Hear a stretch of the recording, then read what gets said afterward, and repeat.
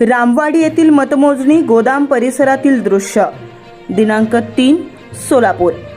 मागील 7 मे रोजी झालेल्या सोलापूर व माढा लोकसभा निवडणूक मतदानाची मतमोजणी उद्या 4 जून रोजी होत असून रामवाडी येथील गोदाम परिसरात मोठ्या प्रमाणात पोलीस बंदोबस्त तैनात करण्यात आला आहे। तसेच 3 ते 4 हजार मतमोजणी करणाऱ्या अधिकाऱ्यांची नेमणूकही करण्यात आल्याची माहिती समोर येत आहे। Bureau report, Jansabut news, Ajmer Shaikh, Solapur.